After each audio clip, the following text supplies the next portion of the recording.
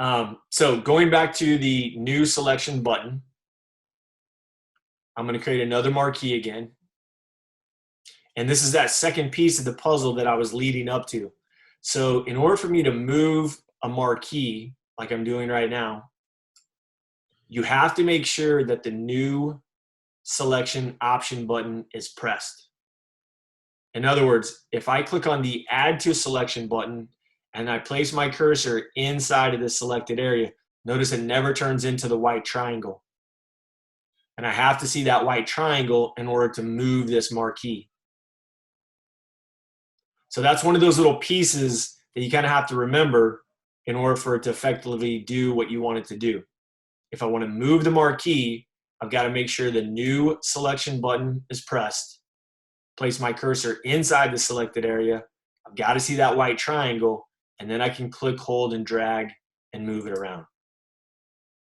Now, of course, in order for me to deselect or basically get rid of that marquee, the most convenient way is to use the keyboard shortcut, which is Command D as in dog, or Control D if you're on a PC. So Command D on a Mac, Control D on a PC. Now, the other piece of the puzzle is that when you're using these selection tools, I can use multiple selection tools at a time. So for example, let's say I create a rectangular marquee first, and then I decide I also need a circular one. Well, now I'm going to go over and I'm going to switch to the elliptical marquee tool.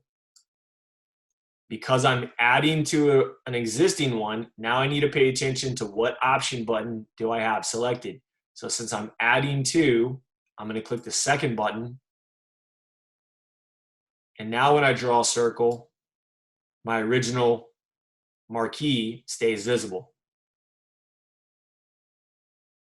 And keep in mind, whichever option button I last pressed, that's the default for that tool. So you'll notice when I have the elliptical marquee tool selected and I go up to those 4 option buttons, the Add to is what's pressed.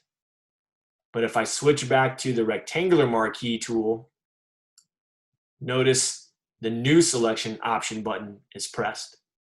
So that's one of those little pieces you got to pay attention to, okay?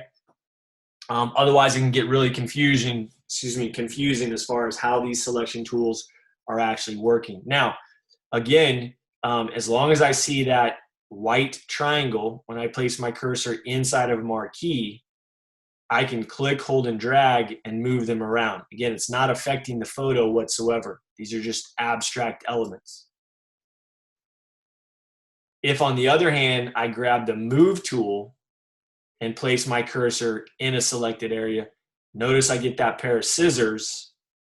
And so now if I click, hold, and drag, I'm actually cutting out that section.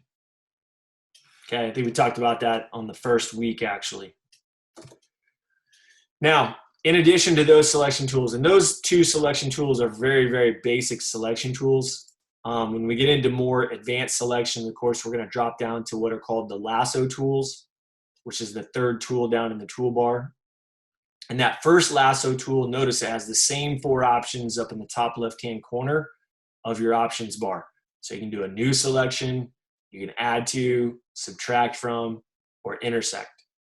You'll also want to pay attention to the next field that says feather. So what feathering is basically a softening of the perimeter of whatever selection tool you're using. So right now mine says 5 pixels, yours probably says 0 pixels because that's the default. So I'm just going to switch that back to 0px and hit enter. We'll come back to feathering at a later time.